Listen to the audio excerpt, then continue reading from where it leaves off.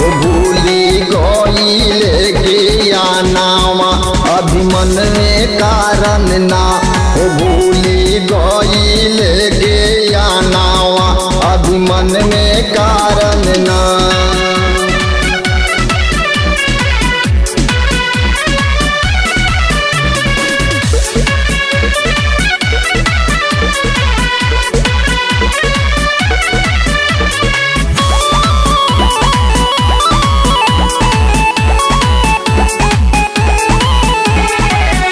मंदोदरी भाव से बतिया मान कहनवा हो पियावा मान कहनवा हो।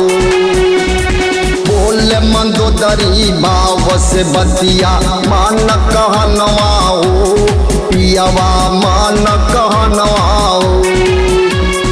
जाई सिया के दिलौटाई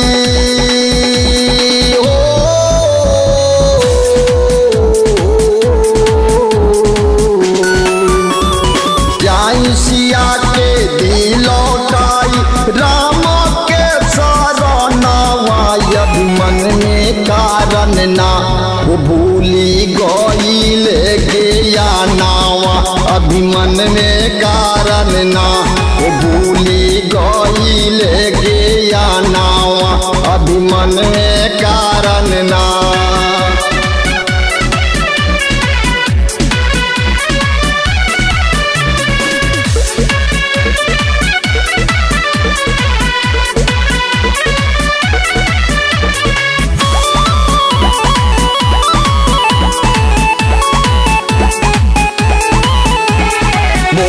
विभीषण भाव से बतिया मान कहनवा हो भैया मान कहनवा हो।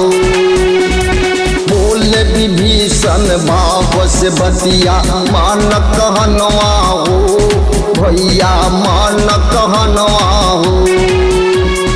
राम शरणिया जाई कर ली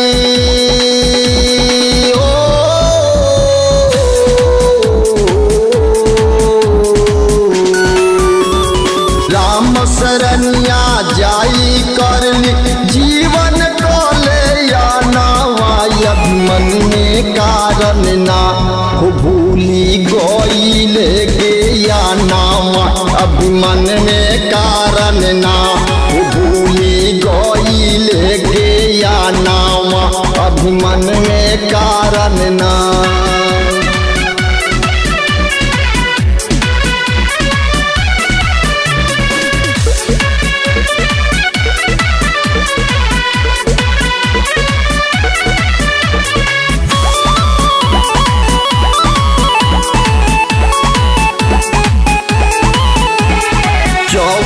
कहले साची बतिया उनका सजा सुना दे पियावा उनका सजा सुना दे। जौवन कहले साची बतिया उनका सजा सुना दे पियावा उनका सजा सुना दे। सोन की लंका हनुमत जा रे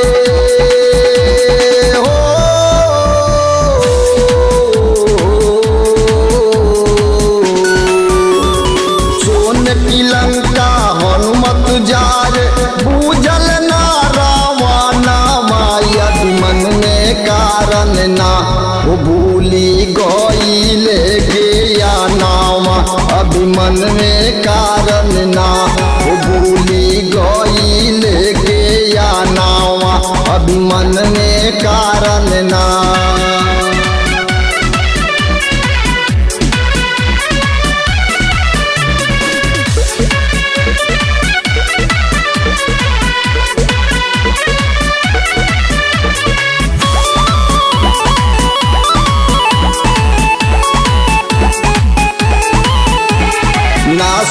खेला कबहू नाही छोड़त बाय अभिमनवा पियावा छोड़त बाय अभिमनवा।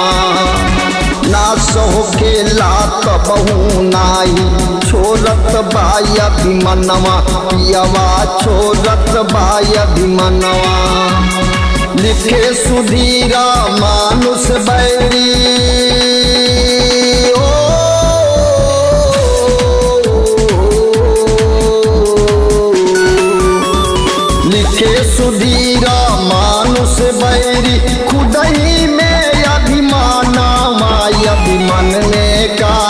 ना वो भूली गईले ज्ञानवा अभिमन में कारण ना वो भूली गईले ज्ञानवा अभिमन में कारण ना।